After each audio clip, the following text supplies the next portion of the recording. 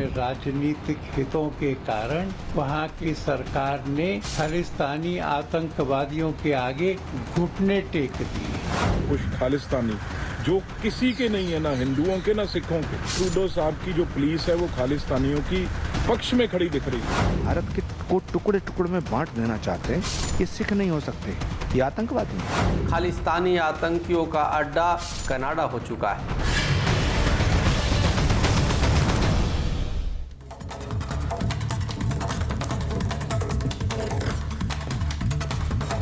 नमस्कार, आपके साथ मैं हूं सुजाता कुकरेती। आप देख रहे हैं अपना फेवरेट शो महाभारत। और महाभारत में आज क्या बता रहे हैं?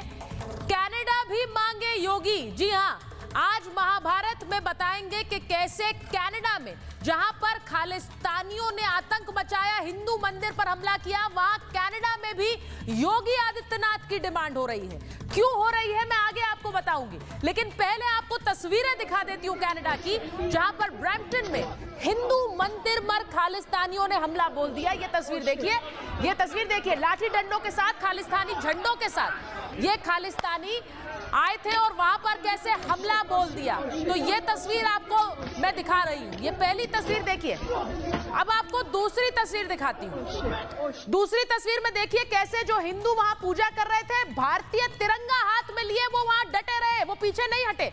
एक तरफ से तिरंगा लिए हाथ में लिए वहां पर भारतीय आपको दिख रहे हैं, दूसरी तरफ खालिस्तानी झंडे लिए वहां खालिस्तानी पहुंचे और उन्हें वहां से खदेड़ने की कोशिश की, डंडों से हमला भी किया। ये सब कुछ कनाडा में हो रहा है। भारत और कनाडा के बीच की जो राजनीतिक तस्वीर है वो आप देख ही रहे हैं, कैसे रिश्ते खराब हुए हैं और सिर्फ ट्रूडो के खालिस्तान प्रेम के चलते ये स्थिति आई है। तीसरी तस्वीर आपको दिखा रही हूं। तीसरी तस्वीर देखिए, वहां पर जो हिंदू जिन पर खालिस्तानियों ने हमला किया उन्हीं को पकड़कर ले गई ट्रूडो की पुलिस। ट्रूडो की पुलिस उन्हीं को पकड़ रही है। वहां पर लोग कह रहे हैं कि ही इज अ किड, यानी वो बच्चा है जिसे आप पकड़कर ले जा रहे हैं, लेकिन सुन नहीं रही है पुलिस। पुलिस वहां पर उन्हें उठाकर ले जा रही है। ये कनाडा में हुआ। ये तस्वीर जरा देखिए आप। He's a kid. ये तस्वीर भी आई और इसी के साथ चौथी तस्वीर आपको दिखाती हूँ जो कनाडा से आई। यहाँ मंदिर में जो लोग भारतीय वहां थे उनके साथ पुलिस ने कैसे मारपीट की और इन लोगों ने वहां सीधे कहा कि आप लोग खालिस्तानियों को बचा रहे हैं और हम पर हमला कर रहे हैं। पुलिस वालों को भी घेर लिया वहां लोगों ने। उन्होंने कहा ये देखिए, ये पुलिस वाला है, ये हम पर हमला कर रहा था, हमें पीट रहा है, हमारी गलती नहीं है लेकिन तब भी हम पर हमें पीट रहा है। ये तस्वीरें कनाडा से आई। कनाडा में खालिस्तानियों का बोलबाला है। जस्टिन ट्रूडो खालिस्तान समर्थन से सरकार बनाए और इसीलिए खालिस्तानियों के समर्थन में वो खुलकर आ गए, इसीलिए भारत पर आरोप लगाते हैं। लेकिन वहां जहां पर ये सब कुछ हुआ, वहां कैसे योगी आदित्यनाथ के बटेंगे तो कटेंगे की गूंज है, आज महाभारत में आपको बता रही हूं। योगी आदित्यनाथ ने एक नारा दे दिया, बटेंगे तो कटेंगे, और उसके बाद कनाडा में भी योगी आदित्यनाथ का यह नारा छा गया है। कनाडा में सीएम योगी का यह नारा गूंज रहा है उसी मंदिर में जहां पर यह हमला हुआ है। कैसे आपको बताती हूं, क्योंकि मंदिर के जो पुजारी हैं उन्होंने कहा कि बटेंगे तो कटेंगे। वहां पर लोगों से उन्होंने ये बात कही, उन्होंने कहा सबको एक होना पड़ेगा, आप सबको एक होना पड़ेगा। हम किसी का विरोध नहीं करते हैं, लेकिन अगर कोई हमारा विरोध करेगा, हमें छेड़ेगा तो हम छोड़ेंगे भी नहीं। ये पंडित वहां के पुजारी कह रहे हैं और उन्होंने कहा बटेंगे तो कटेंगे। सोचिए, अब इस नारे की गूंज कनाडा तक है, इसीलिए हम कह रहे हैं कि योगी की डिमांड अब कनाडा तक पहुंच गई है। यह हमला कनाडा के हिंदुओं पर नहीं है, यह हमला दुनिया भर के हिंदुओं पर है। ये वहां पर पुजारी कह रहे हैं और उसके बाद कनाडा के हिंदू कह रहे हैं। इसीलिए आज पूछ रही हूं कि वाकई क्या ये नारा सिर्फ भारत का नहीं, अब कनाडा में भी इस नारे की गूंज होगी और ट्रूडो सरकार को कैसे घेरा जाए जिससे खालिस्तानियों पर भी अंकुश लगाया जा सके और दुनिया भर में हिंदुओं को एकजुट करने के लिए क्या यही नारा अब चल पड़ा है। एक रिपोर्ट आप देखिए।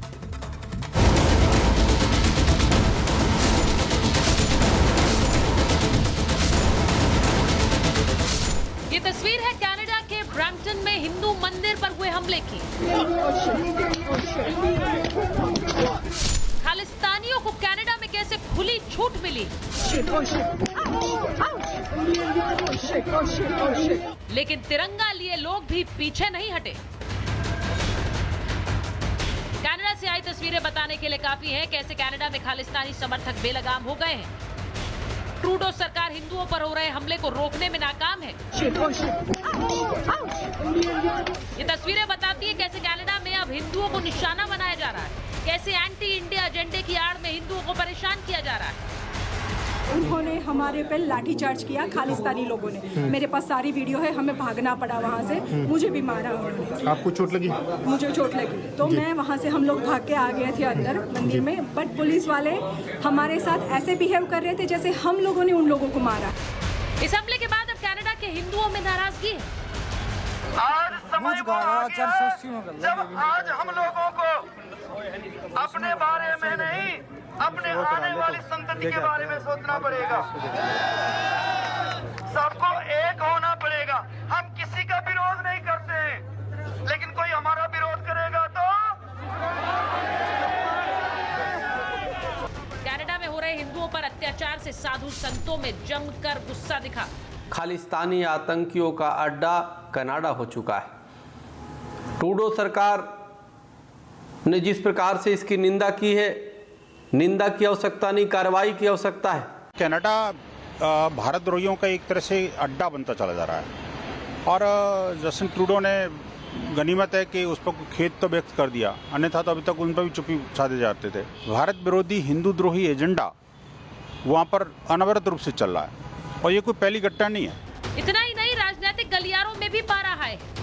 खालिस्तानी जो किसी के नहीं है, ना हिंदुओं के ना सिखों के, लेकिन आप देखिए किस तरीके से उनकी पुलिस, बिल्कुल ट्रूडो साहब की जो पुलिस है वो खालिस्तानियों की पक्ष में खड़ी दिख रही है। ये जो लोग कुछ जो दस्तार और सिख फ्लैग को बदनाम कर रहे हैं, जो पूरे देश और दुनिया में सिखों ने इतनी मेहनत से अपना नाम कमाया, उसको भी खराब कर रहे हैं, बदनाम कर रहे हैं। ये वही कनाडा है जिसने हाल में आतंकी निज्जर की हत्या का आरोप हिंदुस्तान पर लगाया था, लेकिन सबूत नहीं दे पाया था। इस वजह से ट्रूडो की पूरी दुनिया में किरकिरी हुई थी और अपने देश में भी वो घिर गए थे। ट्रूडो जब सत्ता में आए तो खालिस्तानियों के समर्थन से आए और इसीलिए खालिस्तानियों को बल मिला। आज कनाडा में कई आतंकी संगठन सिर उठा चुके हैं। Babbar Khalsa international, Sikh for justice, Khalistan tiger force, ISYF संगठन, ये सभी आतंकी संगठन कनाडा से संचालित हो रहे हैं। लेकिन जब निज्जर जैसे आतंकी की हत्या होती है तो ट्रूडो बिलबिला उठते हैं, खालिस्तानियों का साथ देते हैं और भारत विरोधी बात करते हैं। ऐसे में जिस मंदिर पर कनाडा में हमला हुआ, वहां के पुजारी ने कह दिया कि सारे हिंदुओं के लिए एक ही मंत्र है, बटेंगे तो कटेंगे, और इसी के सहारे हमें आगे बढ़ना है। सुन लो, अभी भी कह रहे हैं बटोगे तो कटोगे, बटोगे।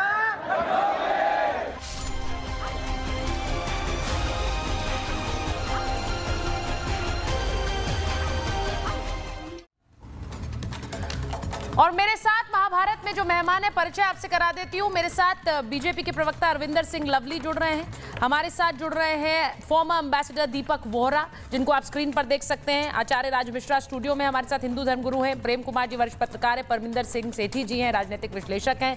हमारे साथ जुड़ेंगे आचार्य प्रमोद कृष्णम, जिनको आप देख रहे हैं, पीठाधीश्वर हैं कल्की धाम के। लेकिन सबसे पहले मैं जा रही हूँ all India anti terrorist front के अध्यक्ष MS बिट्टा साहब के साथ, जो इस वक्त हमारे साथ सीधे जुड़ गए हैं और खुलकर वो देशभक्त होकर देश के खिलाफ उठने वाली हर आवाज को जवाब देते हैं। बिट्टा साहब, बहुत बहुत धन्यवाद हमारे साथ जुड़ने के लिए। महाभारत में यहाँ भी एक महाभारत है, वहां भी एक महाभारत है बिट्टा साहब। और आपने देखा कैसे मंदिर में हमला हुआ है, वहां हिंदुओं पर हमला हुआ, खालिस्तानी झंडे लेकर नारे लगा रहे हैं। ये हो क्या रहा है? इनका इलाज क्या है बिट्टा साहब?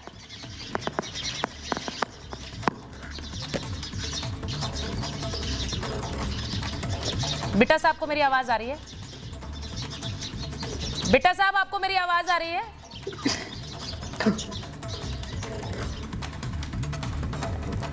बिट्टा साहब को मेरी आवाज जाए, जरा कोशिश करिए कि मैं उनके पास शुरुआत कर सकूं, लेकिन मैं पहले फिर अरविंदर सिंह लवली जी के पास जा रही हूं। लवली साहब, हम जिस तरह से देख रहे हैं पिछले दिनों में भारत और कनाडा के बीच जिस तरह से तनातनी रही है, जिस तरह के निराधार आरोप ट्रूडो सरकार ने लगाए हैं, सबूत उसके नहीं दे पाए, लेकिन इस तरह की हरकतें तो सीधे सीधे वहां रह रहे हिंदुओं की एक तरह से खतरे में डालती है। अब वहां भी लोग बोल रहे हैं बटेंगे तो कटेंगे। देखिए सीता जी, पहले तो जो है इस घटना की जितनी निंदा की जाए उतनी कम है, और मैं समझता हूँ कि किसी भी समाज में, किसी भी धर्म में इस तरीके की घटना को और इस तरीके की संस्कृति को किसी कीमत पे स्वीकार नहीं किया जा सकता। कनाडा की सरकार अपनी राजनीतिक रोटियां सेकने के लिए जिस तरीके से हिंदुस्तान के लोगों के साथ व्यवहार कर रही है, उनको धर्म और के नाम पे बांटने की कोशिश कर रही है, मैं समझता हूँ कि वो बहुत दुर्भाग्य है। वो सरकार जो कुछ दिन पहले तक ये कहा करती थी कि वो भारत की एजेंसियों के कामों के ऊपर नज़र रखे हुए हैं, आज उनके अपने देश के क्या हालात हैं उस पर जो सरकार नज़र नहीं रख पा रही, तो किस तरीके का प्रशासन जो है वो कनाडा के अंदर जो है वो दे रहे हैं। और मैं समझता हूँ कि बड़ी गहरी साजिश है। ये साजिश इसलिए है कि इसकी आंच कहीं ना कहीं हिंदुस्तान तक पहुँचाने का काम जो है ये करने की कोशिश की जा रही है, लेकिन ये भूल रहे हैं कि ये देश उस संस्कृति का देश है, और ख़ास करके सिख धर्म, जिसको गुरु नानक देव जी ने ये कह के बनाया हो कि हर धर्म और जाति की इज्जत करनी है, अव्वल अल्लाह नूर उपाय कुदरत के सब बंदे। जिस धर्म की संस्कृति ये रही हो कि महाराजा रंजीत सिंह जब राजा होते हैं तो वो हरमंदिर साहब के लिए जितना सोना देते हैं उतना ही सोमनाथ मंदिर जी के लिए भी जो है वो उतना ही सोना देते हैं। ये वो देश है। उस देश के लोगों को अगर कनाडा कि पॉलिटिशियन ये समझते हो कि वो धर्म के नाम पे बांट के कमज़ोर कर देंगे, तो ये बहुत गलत फहमी है उनकी। और हमारे देश के प्रधानमंत्री किसी भी कोने में रहने वाले भारतीय को अकेला नहीं छोड़ते, तो कनाडा में रहने वाले भारतीयों को भी ये हमारी सरकार किसी कीमत पे अकेला छोड़ेगी नहीं, और विश्व पटल के ऊपर कनाडा को मुंह तोड़ जवाब जो है वो निश्चित रूप से दिया जाएगा। और पूरी दुनिया को देखना चाहिए कि एक घटिया राजनीति का स्तर जिस तरीके से कनाडा के अंदर हो रहा है वो ना मानवता के लिए अच्छा है, ना बहुत सारी आवाजें ऐसी उठ रही हैं लवली साहब जो ये कह रही हैं कि अब एक तरह से एक पाकिस्तान बन गया है कनाडा। वहां पर ऐसे ऐसे आतंकी संगठनों का संचालन हो रहा है जो अब कनाडा से ही चल रहे हैं। ये बहुत बहुत डेंजरस ट्रेंड है। मैं एक बार जरा एमएस बिट्टा साहब के पास जा रही हूं जो जुड़ गए हमारे साथ, all India anti terrorist front के अध्यक्ष हैं। बिट्टा साहब, मैं उम्मीद कर रही हूं आपको हमारी आवाज आ रही है। अब मुझे पता है आप एक सच्चे देशभक्त हैं और हमेशा खालिस्तानियों के खिलाफ और हर उस आतंकी आवाज के खिलाफ पुरजोर बोलते हैं जो भारत के लिए खतरा है। ये क्या इलाज है बिट्टा साहब इनका? देखो, मैं वंदे मातरम भाई, मैं अभी गुजरात में किसी गांव में हूँ, मंदिरों से मत्था टेकता हुआ मेरा 6 दिन का कार्यक्रम था, है ना। तो मैं 2 दिन के बाद दिल्ली लौटूंगा। मुझे बड़ा दुख हुआ ये जो घटना हुई। बार बार जब आपसे मेरी डिस्कशन होती है, आपसे मेरी बातें होती है, हम डिस्कशन में बैठते हैं, मैं बार बार उसी लफ्ज पे खड़ा रहूंगा।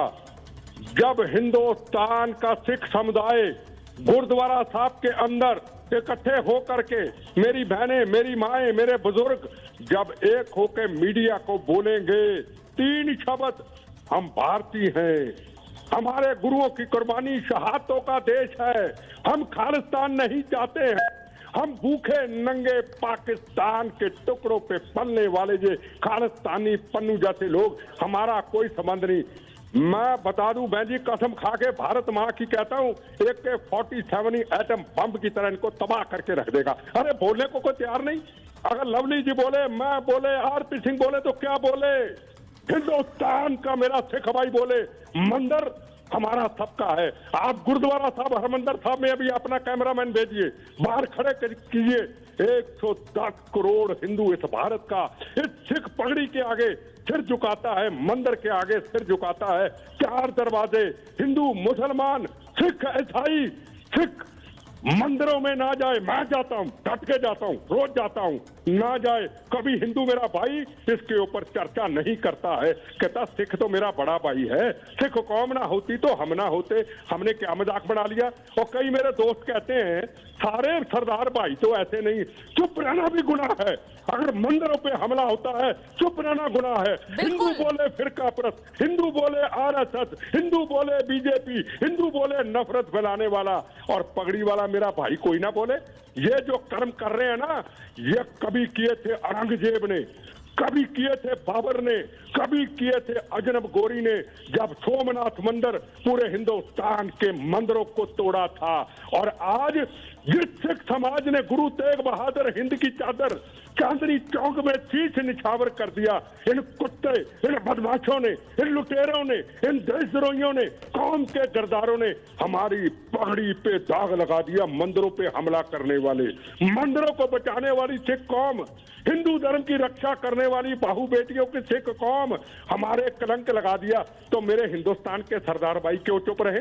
मेरा सवाल है, एक ही सवाल। नहीं बिट्टा साहब आप बिल्कुल सही कह रहे हैं। मैं तो दूसरी बात कहती हूँ, मैं कहती हूँ कि ये जो हमला हुआ है उस पर देश की राजनेता भी नहीं बोल रहे हैं। आप ये बताइए मुझे, आपने कहा कि सिख कौम को सबसे पहले बोलना चाहिए, आप जैसे देशभक्त तो बोलते हैं, लेकिन यहाँ के राजनेता भी नहीं बोलते हैं। मेरी बात सुनिए ना, अभी थोड़ी देर में कल दूसरी डिस्कशन कर लीजिए। हाँ। पहले भी कहता हूँ, आज भी, रुमाल निकाल के, जैकेट निकाल के बाहर आ जाएंगे। पर जब भारत माँ के तिरंगे झंडे को पैरों में रोता जाएगा, पगड़ीदारी मेरा सिख भाई उसके ऊपर नाचेगा, उसका फुटबॉल बनाएगा, मंदिर पे हमला होगा, महात्मा गांधी की मूर्ति को तोड़ा जाएगा, अक्षरधाम पे मंदिर पे हमला होगा, कोई बाहर नहीं आएगा। राजनीति इसको कहते हैं, राजनीति, राष्ट्रनीति नहीं।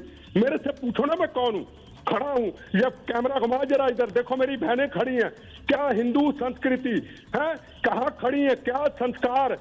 9 मास का रिश्ता, रोटी बेटी का हिंदू सिख का रिश्ता, और कहाँ जाते हैं, क्या बोलते हैं? कोई बोलने को तैयार नहीं। कहते हैं हम तो चुप रहना भी गुनाह है। जो मौन है, मैं आपसे बिल्कुल सहमत हूँ बिट्टा साहब, चुप रहना बहुत बड़ा गुनाह है, क्योंकि इसके खिलाफ बोलना पड़ेगा। बहुत से लोग यहाँ चुप रहते हैं, हमने ये देखा है, बांग्लादेश में हिंसा हुई उस पर भी नहीं बोले। अब यहाँ खालिस्तानियों का जो एक आतंक है, आप देखिए ना, वहां बहुत से ऐसे थे जो तिरंगा लिए डटे रहे। वो तस्वीर जरा चलाइए, तिरंगा लिए वो डटे रहे मंदिर पर, वो पीछे नहीं हट रहे थे, जबकि वो देख रहे थे सामने से लोग आ रहे हैं और वो लाठी डंडे लेकर आ रहे हैं। नहीं, इनकी समस्या क्या है? इन्होंने हिंदू धर्म को भेड़े बकरियां समझ ली है। पंजाब के अंदर 36,000 बेगुनाहों का कत्लेआम किया, 19,000 हिंदू भाइयों का कत्लेआम किया, घरों के घर इन्होंने तबाह कर दिए। एक 1947 हमारे बुजुर्गों ने देखी अपनी आंखों से। मैंने हिंदू भाइयों को ट्रेनों से, बसों से खून टपके देखा। एक 1947 देखी, माँ भी चली गई, पिता भी चला गया, घर बार बिखर गया। मैंने 1900, अभी ये खून के फिर प्यासे हैं, फिर खून के प्यासे हैं। यह हिंदू धर्म को बांग्लादेश हो या खालिस्तानी, इन्होंने भेड़े बकरियां समझ रखा है। इनकी ऐसी की तैसी। यह गुरु तेग बहादुर हिंद की चादर का देश, यह महाराणा प्रताप का देश, यह महालक्ष्मी बाई का देश, यह छत्रपति शिवाजी महाराज का देश, यह सेकुलर देश। मैं जहां जिस जगह पे खड़ा हूं, सेकुलरिज्म की बहुत बड़ी मिसाल है। कहीं जाते धर्म, मेरा भारत महान, मैं कहता हूं मेरा धर्म भारत महान, मेरी जात वंदे मातरम। मैं सरदारबाद में फख्र से कहता हूं, मेरे गुरुओं का देश। बिट्टा साहब, आप जो बात कह रहे हैं, मुझे तो लगता है कि ये बात सब पर लागू होती है। मेरे पास एक बहुत बड़ा पैनल है आज, लेकिन आपने जो बात कही है, मुझे लगता है आपने एक तरह से उस डिस्कशन की पूरी जो एक केंद्र बिंदु है उसे समझा दिया है।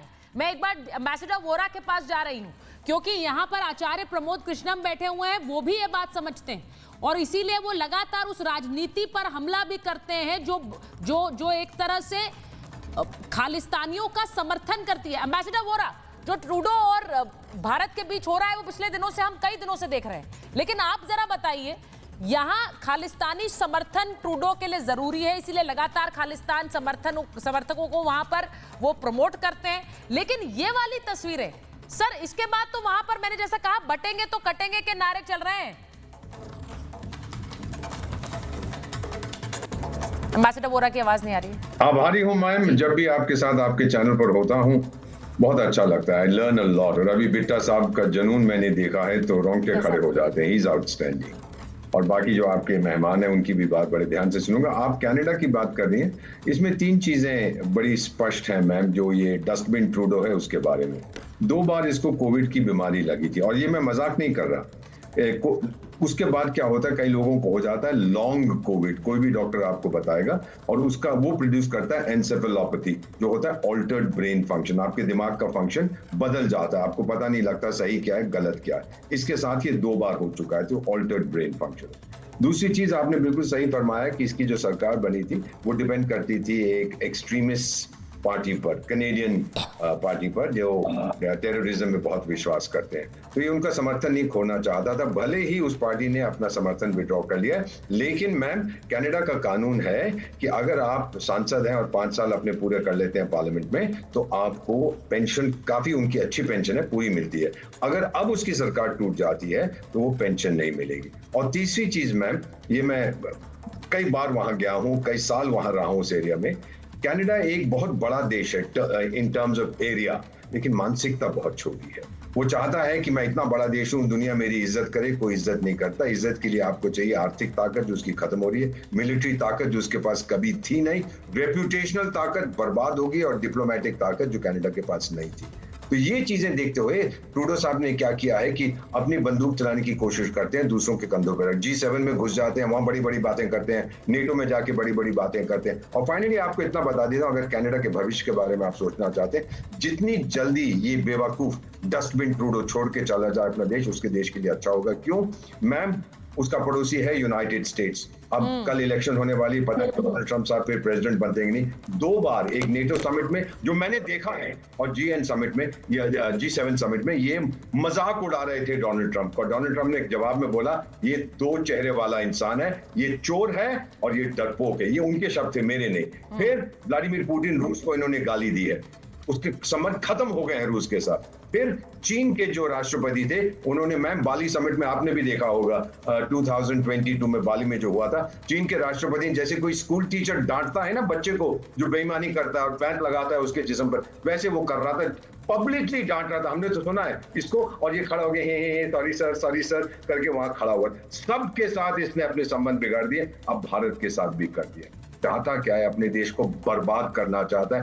बिलीव मी मैम, ये I spoken to many doctors, सब कहते हैं इसका ब्रेन फंक्शन खत्म हो चुका है। जितनी जल्दी ये जाए दुनिया के लिए उतना अच्छा होगा। और ये खालिस्तानी जो सपोर्ट की बात करते हैं, पुन्नू नुन्नू शुन्नू, ये वो, ये कुछ नहीं है मैम। ये सपोर्ट है 100 लोगों का या 200 लोगों का भारत के बाद।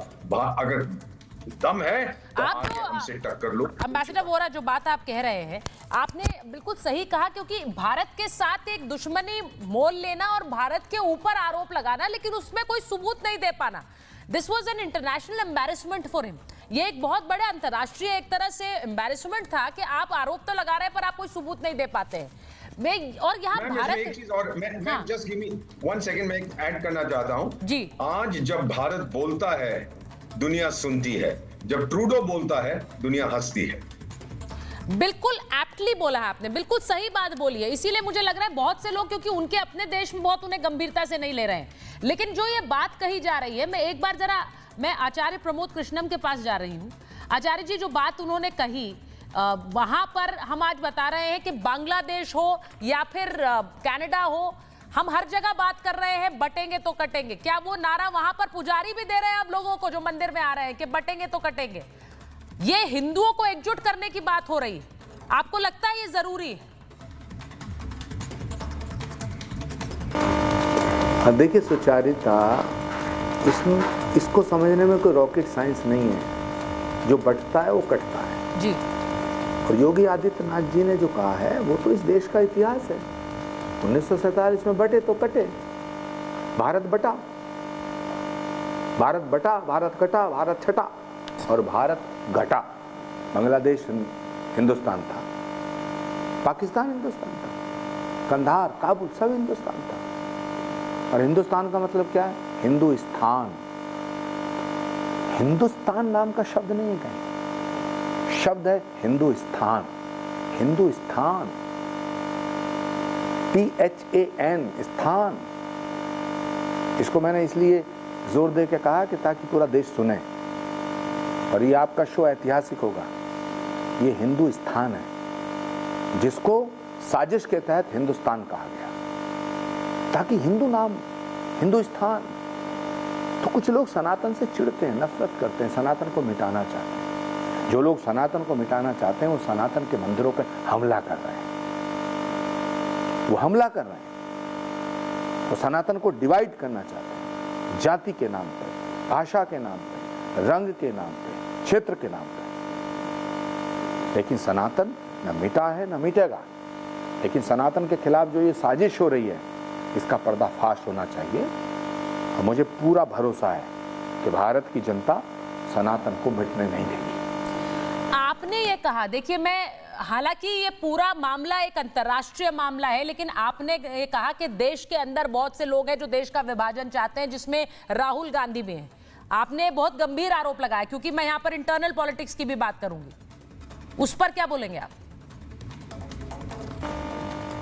देखिए, राहुल गांधी से मेरी कोई पर्सनल दुश्मनी नहीं है। राहुल जी बहुत अच्छे इंसान हैं, लेकिन वो अच्छा इंसान जो देश के साथ ना हो, उसकी अच्छाई का क्या करेंगे?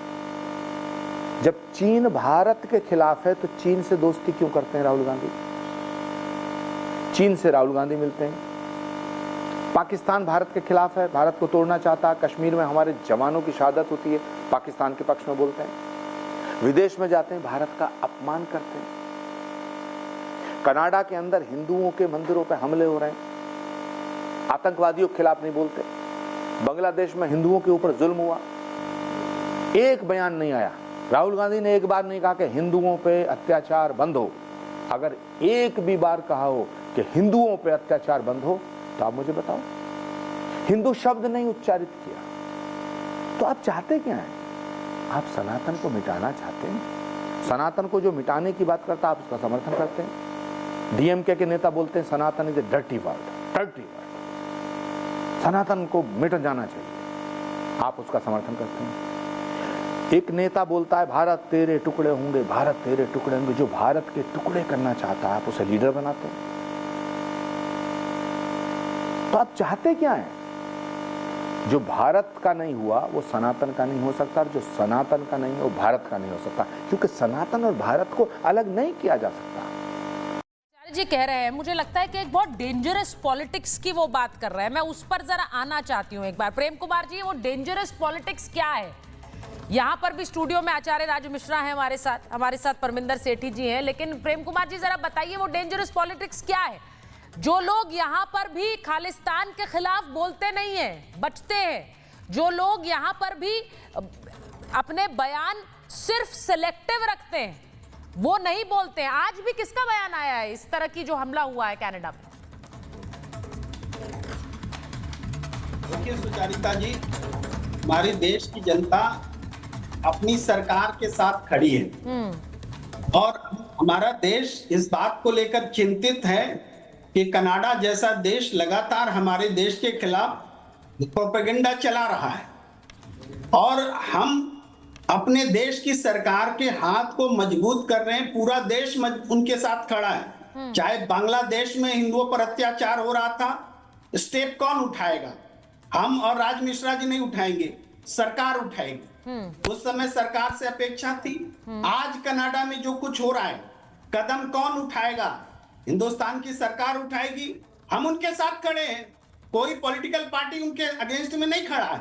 लेकिन दिक्कत यहां होती है कि जब कनाडा हमें शत्रु देश घोषित करता है और अमेरिका उसकी तस्दीक करता है, तब हमें चिंता होती है कि हमारे देश की डिप्लोमेसी कैसे चल रही है, कि अमेरिका भी कनाडा का साथ दे रहा है, हमारा साथ नहीं दे रहा है। हम क्वाड में बैठते हैं, हम चाइना के खिलाफ में कहते हैं कि कनाडा अमेरिका हमारे साथ है। आज सब लोग असुरक्षित क्यों हो गए हैं? हिंदू अपने देश में बटोगे तो कटोगे का नारा दे रहा है। हिंदू अपने देश में क्यों खतरे में हो गया? तो बांग्लादेश में तो खतरे में होगा।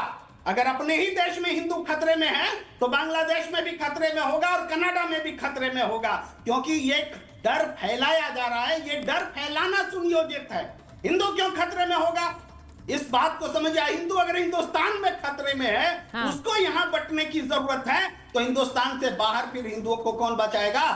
हिंदुस्तान की सरकार ही तो बचाएगी, हिंदुस्तान की सरकार ही तो पैरोकारी करेगी। आज ये जो चिंता का विषय है कि आज पुजारी वहां कह रहा है कि बटोगे तो कटोगे। निश्चित रूप से कनाडा का पुजारी हिंदुओं के संदर्भ में भी कह रहा है, लेकिन हमारे यहाँ उन्हीं के संदर्भ में कह रहा है, तो उन्हीं के संदर्भ में कह रहे हैं कि नहीं, ये हिंदुओं के संदर्भ में नहीं है, बांग्लादेश के संदर्भ में है। अरे सर कैसी बातें कर रहे हैं आप? कनाडा के पुजारी कनाडा के संदर्भ में ही बोलेंगे ना, वहां पर बांग्लादेश के संदर्भ में थोड़ी बोलेंगे। वो वहां पर लोगों को कह रहे हैं कि एकजुटता जरूरी है, और एकजुटता इसलिए जरूरी है क्योंकि वहां पर एक फ्री एक तरह से एक पूरा मंच दे दिया गया है वहां पर खालिस्तानी आतंकियों को। और आप जो ये बात कह रहे हैं कि खतरे में है, इस एकजुटता संदेश की जरूरत है, क्योंकि हिंदुओं पर आकर हमले, चाहे वो बांग्लादेश में हो, कहीं पर भी हो, वहां पर कोई बोलता नहीं है ना सर।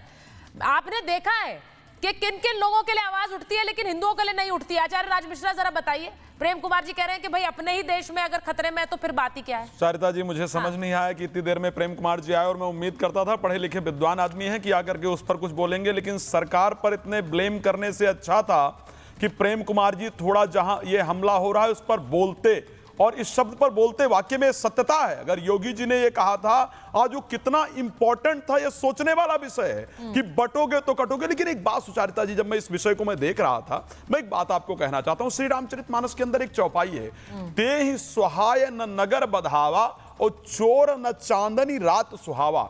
आज चाहे वो हमारे पड़ोसी देश हों और चाहे मैं बात करूं कनाडा की, इवन मैं अगर कुछ बात करूं अमेरिका की, तो भी आज आप देख रहे हैं कनाडा में नौकरी की आज जो परिस्थिति है शायद किसी से भी छुपा हुआ नहीं है। कनाडा में रहने वाले चाहे वो भारतीय हैं या वहां नौकरी की अगर बात की जाए तो जो परिस्थिति वो किसी से छुपी नहीं है। हमारे पड़ोसी देश पाकिस्तान में आटे के लिए मर रहे हैं, किसी से छुपा नहीं है।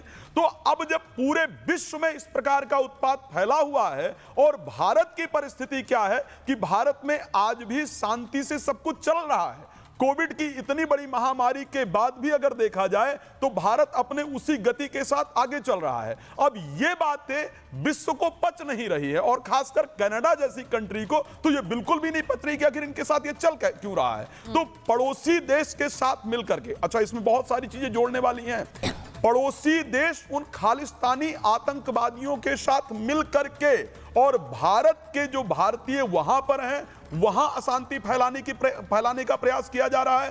पहले उनके द्वारा भारत के अंदर अशांति फैलाने का प्रयास किया गया, जब भारत के अंदर विफल हुए तो फिर प्रयास किया गया जहां जहां भारतीय वहां अशांति फैलाने का प्रयास किया। अब एक और चीज एक चीज और है। आप सोचिए, भारत के नेता जाते हैं राहुल गांधी, और अमेरिका के अंदर क्या कहते हैं, सिखों के लिए भारत असुरक्षित है। ये बात हुई थी या नहीं हुई थी? बिल्कुल, अगर तो अमेरिका में ये बात बोल कर आओगे तो जो खालिस्तानी इसी का वो लेने के लिए, इसी का फायदा लेने के लिए बैठे हैं, तो वहां बैठ करके वो इसका फायदा लेने का प्रयास करेंगे या नहीं करेंगे? तो वो हमारे भारत में क्यों सिख भारत से प्रेम कर रहा है, भारत में सिख और पूरा हिंदू जो कि एक ही है, एक साथ मिलकर के चल रहा है, उनको वो पच नहीं रहा है, तो इस कारण से वहां हमले करते हैं। मैं आचार्य जी, मैं सेठी जी के पास जाऊं एक बार, जरा मैं आचार्य प्रमोद कृष्णन, उनको जाना है। आचार्य प्रमोद कृष्णन से एक सवाल ले लेती हूं, क्योंकि ये जो डेंजरस राजनीति देश में चल रही है, आपको लगता है आचार्य जी ये बहुत डेंजरस है? जिस तरह की राजनीति जिसका जिक्र वो भी कर रहा है कि वहां जाकर बोल देते हैं कि सिख बहुत खतरे में है भारत में,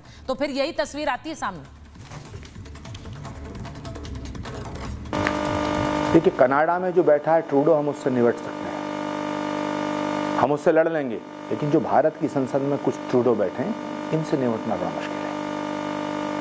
भारत सरकार को चाहिए कि जो देश के अंदर बैठ के देश के खिलाफ साजिश कर रहे हैं, जो देश के भीतर रह के देश को तोड़ना चाहते हैं, इनका इलाज ढूंढना बड़ा जरूरी है। अगर इनका इलाज नहीं ढूंढा गया तो भारत एक और विभाजन को मजबूर हो जाएगा, और जिसे हम नहीं होने देंगे। पूरे भारत की जनता को इस संकल्प लेना चाहिए कि ना बटने देंगे और ना कटने देंगे। अब देखिए सेठी जी जो कह रहे हैं कि वहां जो ट्रूडो है उससे तो निपट लेंगे, लेकिन जो भारत में ट्रूडो है उनसे कौन निपटेगा? देखिए, सबसे पहले तो मैं इस घटना को स्ट्रांगली कंडेम करता हूं, और इस घटना की जितनी भी निंदा की जाए उतनी कम है। ये पगड़ी का अपमान है, कोई सिख इस तरह का कार्य कर ही नहीं सकता। और इसके पीछे क्या साजिश है कि देश के अंदर, भारत के अंदर सिखों और हिंदुओं के बीच में एक लकीर खींच दी जाए, ये इसके पीछे क्या साजिश है? मैं यही कहता हूं कि ये पाकिस्तान की मानसिकता है कि जो वहां पे हिंदू टेंपल, जो भारत के अंदर हिंदू और सिख एक ही हैं, और यहाँ पे मैं आपको ये बताना हिंदू और सिख एक ही है ना भारत के अंदर। आवाज नहीं उठाई तो इसका मतलब ये नहीं है कि वो इसकी फेवर में है। आप किसी भी सिख का जाके इंटरव्यू लीजिए, वो इस घटना की कड़ी शब्दों में निंदा करेगा, और इसका समर्थन कोई नहीं। सेठी जी, जाकर इंटरव्यू लेने वाली बात है ही नहीं। मेरा सीधा मानना है कि जो बड़े राजनेता होते हैं उन्हें बड़ी घटनाओं पर स्वतः बयान देने चाहिए, क्योंकि ये उनकी जिम्मेदारी बनती है। क्योंकि आप जब एक बयान देते हैं तो आपकी सोच उसमें नजर आती है, आप किन मुद्दों को बड़ा समझते हैं। आप इसे बुरा मुद्दा ही नहीं समझते क्योंकि यहाँ पर हिंदुओं पर हमला हुआ। देखिए जो कनाडा के अंदर हुआ, क्योंकि आप खालिस्तानियों पर बोलने से बचते हैं। करा है। हाँ। ये सिख हो नहीं सकते, ये सिखों को इन्होंने शर्मिंदा करने का काम करा है और भारत के सिख इस घटना से बहुत शर्मिंदा हैं और दुखी हैं कि इस तरह की नहीं, उन्हें शर्मिंदा होने की जरूरत भी नहीं है। मैं आपको बताऊं, का नाम जोड़ा जा रहा है। मैं आपको बताऊं, उन्हें शर्मिंदा होने की कोई जरूरत नहीं है क्योंकि ये खालिस्तानी थोड़ी सिख नहीं, इन्होंने पगड़ी का अपमान करा है। इस पगड़ी के अपमान की वजह से शर्मिंदा है कि इसके साथ सिखों का नाम जोड़ा जा रहा है, कि मंदिर में जाने वाले हिंदू भाइयों के ऊपर इस तरह की कार्रवाई करी जाती है। और जस्टिन ट्रूडो अपना एक वो तो दे देते हैं कि बयान ये घटना गलत है, लेकिन वहां की पुलिस जो है उन लोग खालिस्तानियों को नहीं कुछ कहती, जो हिंदू भाई जाते हैं उनको पकड़ती है और उनको पॉइंट आउट किया जाता है। वही तस्वीर मैं अभी चला भी रही हूँ। अब ये जो बच्चा था वहां पर लोग बोल भी रहे ही इज अ किड, आप उसे छोड़ दीजिए, लेकिन वहां पकड़े जा रहे हैं। उन्होंने बोला ये पुलिस वाला है जिसने हिंदू भाइयों को पकड़ के उनके हाथ से खालिस्तानी झंडा खींचा, और जब वो तिरंगे को पैरों के नीचे कुचलते हैं तो वहां की पुलिस शांत होकर देखती है। इसके पीछे कौन सी साजिश है और जो पाकिस्तानी मानसिकता कनाडा के अंदर हो रही है, मैं आपको बता रहा हूं। ट्रूडो वहां पे एक बीज बो रहा है कि आने वाले समय में अगर कभी खालिस्तान बनेगा तो वो कनाडा के अंदर ही बनेगा और कहीं नहीं बन सकता। आपने जो बात बोली है ये बहुत, देखिए इसके कई मायने हैं। अगर कहीं खालिस्तान बनेगा तो वो कनाडा में ही बनेगा, क्योंकि जो ज्यादातर टेररिस्ट ऑर्गेनाइजेशन खालिस्तानी संगठन है वो अब कनाडा से संचालित हैं। लवली जी, मैं आपको एक बात और क्लियर कर देना चाहता हूं। जब यहाँ पे टेररिज्म फैला ना, जो कई लोग जो टेररिस्ट थे जो पॉलिटिकल असाइलम लेके कनाडा गए, कनाडा लिबरल था और वो शैतान तबका जो असल में एक्सट्रीमिस्ट भी नहीं था, जो लुटेरे थे, डकैत थे, वो मौका परस्ती के साथ वहां चले गए और वहां की सरकार ने उनको पॉलिटिकल स्टे दिया और पॉलिटिकल स्टे देने के बाद आज वो उन्होंने वहां पैसा इकट्ठा करा। लेकिन मैं आपको बताऊं, वहां के सिख भी उनका समर्थन नहीं करते, वहां के सिख भी उनको लाइक नहीं करते। मैं एक बार लवली जी से पूछना चाह रही हूँ। लवली जी देखिए, इस वक्त जो रिश्ते हैं भारत और कनाडा के बीच, उनको देखते हुए आज अगर मैं आपसे पूछूं कि सरकार के लिए ये इस तरह की जो आप देखिए स्क्रीन पर चल भी रहा है, कौन कौन से आतंकी हैं जो इस वक्त कनाडा से अपना काम चला रहे हैं, और ट्रूडो सरकार को ये सब पता है। एक निज्जर की हत्या पर वो इतना बिलबिला जाते हैं, लेकिन इन आतंकियों को पकड़ने की क्या कोशिश की गई, इन टेररिस्ट ऑर्गेनाइजेशंस को बंद करने की क्या कोशिश की गई? नील, जीरो। अब मैं इसीलिए पूछ रही हूं कि इस वक्त सरकार के पास क्या माध्यम है, क्योंकि रिश्ते दोनों देशों के बीच इस वक्त डिप्लोमेटिकली ठीक नहीं है। देखिए जहाँ तक भारत सरकार की बात है तो पूरी दुनिया ये जानती है कि भारत के अंदर प्रधानमंत्री जी जो हैं हमेशा विश्व पटल के ऊपर उन्होंने भारत की बात को मजबूती से रखा है, और भारत के निवासी चाहे वो इजराइल में फंसे हों, चाहे वो यूक्रेन में फंसे हों, रशिया में फंसे हों, कभी भी जो है भारत ने अपने नागरिकों को छोड़ा नहीं है और मजबूती के साथ उनका साथ दिया। तो इसलिए अगर आप चाहे डिप्लोमेटिक रिलेशन खराब हो गए हैं तो भारत सरकार हाथ पे हाथ रख के तो बैठने वाली नहीं है और निश्चित रूप से अपने नागरिकों को अकेला छोड़ने वाली नहीं है। और मैं समझता हूं कि ये समय ऐसा है कि देश के राजनीतिक दलों को भी, क्योंकि हर चीज़ में राजनीति नहीं हो सकती है, ये एक ऐसा इशू है कि तमाम राजनीतिक दलों को इकट्ठे होकर जो है देश को एक आवाज़ के अंदर जो है कनाडा की सरकार की निंदा करनी चाहिए। और जिस तरीके से आज मैं सेठी साहब की बात से सहमत हूँ कि जिस तरीके से हमारा प्यार आपस के अंदर है, उस प्यार को बांटने की कोशिश जो है जस्टिस ट्रूडो की सरकार कनाडा में और कनाडा के माध्यम से भारत में वो भावनाएं भेजने की कोशिश कर रहे हैं, उनकी मंशाओं को किसी भी कीमत पे भारत के लोग सफल होने नहीं देंगे। और मैं ये कहना चाहता हूँ कि महज गिद्दी के लोग होंगे जो खालिस्तान के बाद, कौन चाहता है खालिस्तान? हिंदुस्तान के लोग तो नहीं चाहते हैं, हिंदुस्तान के सिख तो नहीं चाहते हैं, अधिकतर फॉरेन में बैठे हुए लोग भी सिख नहीं चाहते हैं। तो मैं ये कहूँगा कि इनको खालिस्तानी कहने के बजाय आतंकवादी वर्ड क्योंकि ये बहुत छोटी गिनती में इनके लिए यूज़ करना चाहिए और इनको कड़े से कड़ी कार्रवाई जो है करने इनके खिलाफ करनी चाहिए। और निश्चित रूप से मैं समझता हूं कि सिख धर्म का अपमान करने का काम इन्होंने किया है, क्योंकि सिख धर्म हमारे गुरु नानक देव जी ने ये कहा है कि सब धर्मों की जो है रिस्पेक्ट करो और उनके लिए खड़े हो। और आज मैं समझता हूं कि जिस तरीके की हरकत कर रहे हैं वो किसी भी तरीके से जो है जस्टिफाई नहीं करता है इनका सिख होना। और भारत की सरकार मेरा मानना मजबूती के साथ कदम उठा के भारत के लोगों को अकेले छोड़ने वाली नहीं है। मैं दीपक जी आपसे पूछूंगी, एम्बेसडर वोरा, जिस तरह एक हमला होता है और ये बात बहुत बार की गई कि बांग्लादेश में हिंदुओं पर हमले होते हैं तो लोग बोलने से बचते हैं या फिर बोलते ही नहीं है। यहाँ अब जिस तरह कनाडा में, ये पहली घटना नहीं है, हमने कितनी इंस्टेंसेस इससे पहले देखे हैं जहां पर कनाडा में हिंदू मंदिरों पर हमले हुए हैं। ये भी अब एक बड़ा हमला, और वहां पे आप जानते हैं जस्टिन ट्रूडो किस तरह से खालिस्तानियों से सपोर्ट लेते रहे for election, for fund, for aid, और इसीलिए वो चुप रहते हैं, इसीलिए वो एक्शन नहीं लेते हैं।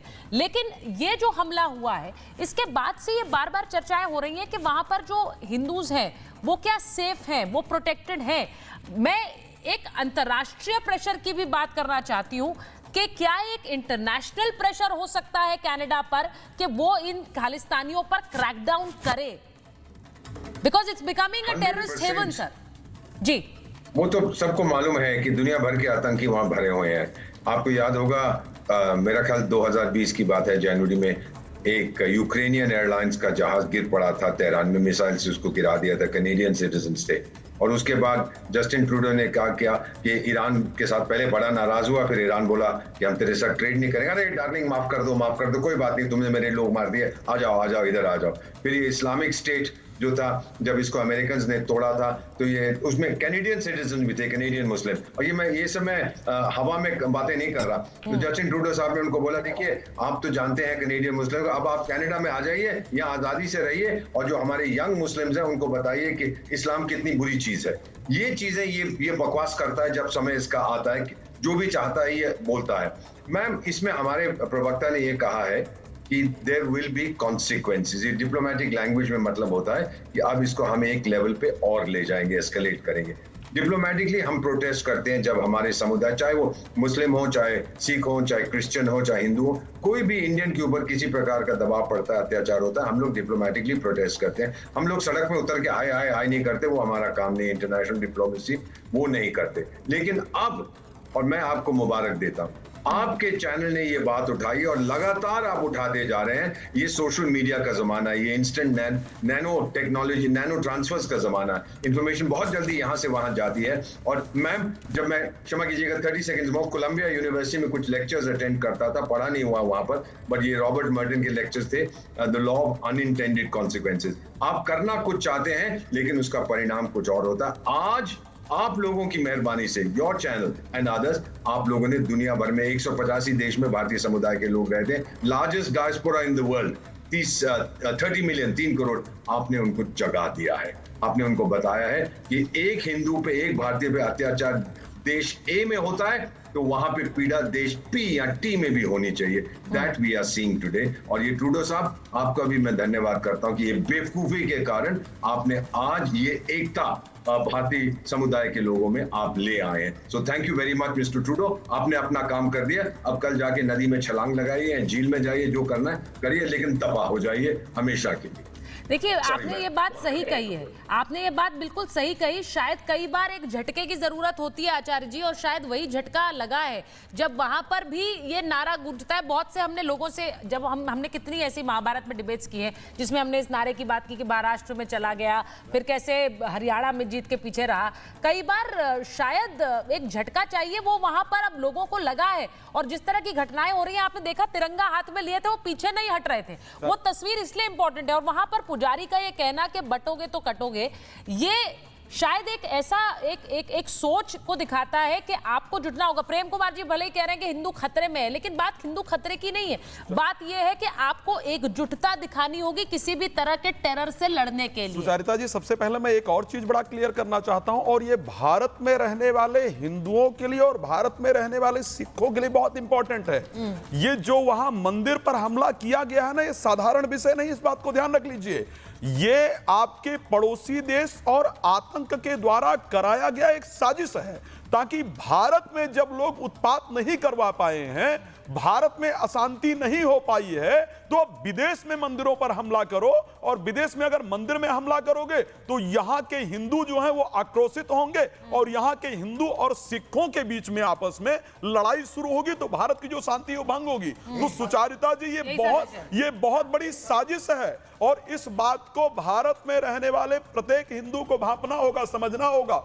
गुरु ग्रंथ साहब के अंतर्गत 1000 बार राम का नाम आया है, तो ना तो सिखिज्म हिंदुज्म से अलग है, ना हिंदुज्म सिखिज्म से अलग है। तो भारत में इस घटना को लेकर के सरकार पूरी कार्रवाई कर रही है, लेकिन भारत में आज भी हिंदू और सिख जो दोनों हैं, मैं यहाँ से ये हो नहीं सकता है, क्योंकि हम इतने समय से देख रहे हैं और आने वाले समय में भी देखेंगे कि इस एकता पर कोई आंच ना आई है और ना आएगी। लेकिन जो लोग इस तरह के हमले करते हैं उन्हें मुझे नहीं लगता कि वो धर्म की परिभाषा में आते भी हैं, इसीलिए उन पर सवाल, इसीलिए उनको उससे अलग ही रखना चाहिए। उन पर सवाल बनते रहेंगे हमेशा के लिए। बहुत बहुत धन्यवाद आप सबका। महाभारत।